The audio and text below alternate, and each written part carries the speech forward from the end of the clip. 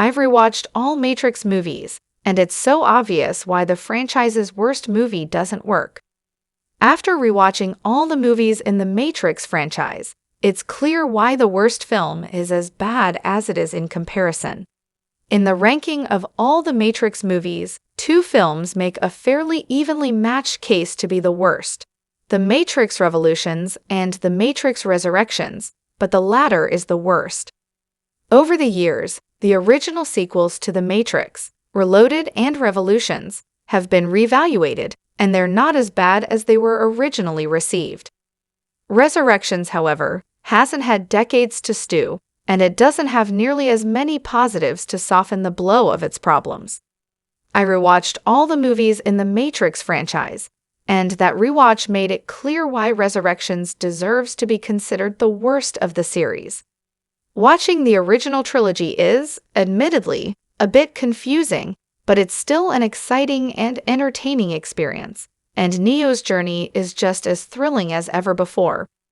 Watching Resurrections, however, completely deflates all the excitement of the first three films and sucks a lot of the joy out of the franchise. I've pinpointed exactly why that is, and it's not the overly meta nature of Resurrection's story. The Matrix Resurrections action doesn't come close to matching the original trilogy. Putting aside the way The Matrix, Resurrections rehashed the same plot points as the original Matrix and added in a divisive meta-commentary.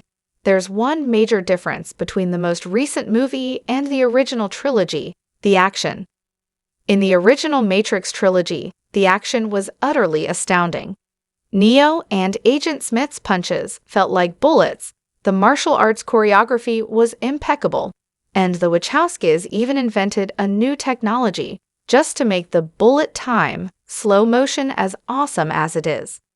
In Resurrections, however, all the action feels flat and canned in comparison, like everyone was just going through the motions. Slow motion shots were special in the original Matrix trilogy, but in Resurrections, they felt like filler for half-baked action sequences.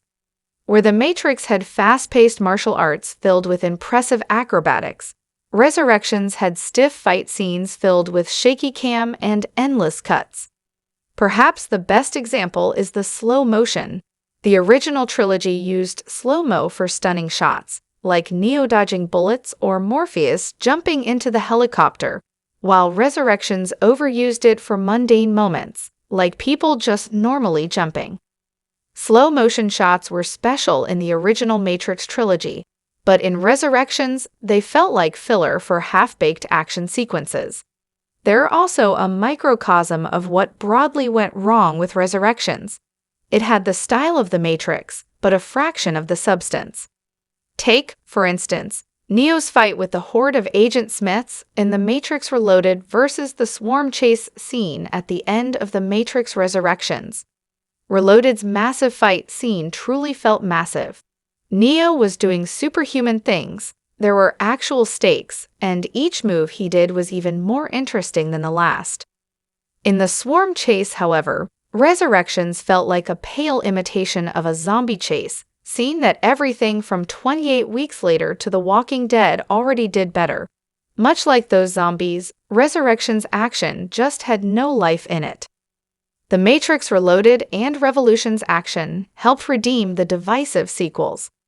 Both The Matrix Reloaded and The Matrix Revolutions were divisive when they came out, but they've stood the test of time much better than Revolutions has. Again, it's because of their action scenes. Reloaded and Revolutions faced a lot of criticism for their convoluted stories, their less than stellar CGI, and just not being what people expected to see out of The Matrix's sequels. What they weren't criticized for, at least not to the same extent, was their fight scenes. Reloaded and Revolutions both featured great action, and it helped them survive long enough to be viewed more favorably now. Reloaded and Revolutions had some very valid criticisms, but they also had awesome and exciting bits of action to fall back on. Even the most divisive and alienating scenes, like Reloaded's architect speech, were buffered by genuinely enthralling fights. Even if the sequels lost viewers with their convoluted plots, they were still fun to watch because of their action sequences that let Reloaded and Revolutions be fairly good, even if they didn't live up to the original. Resurrections, on the other hand, didn't even have the entertainment of fight scenes to soften the blow of its derivative plot. Matrix 5 must get the action right after the Matrix Resurrections disappointment.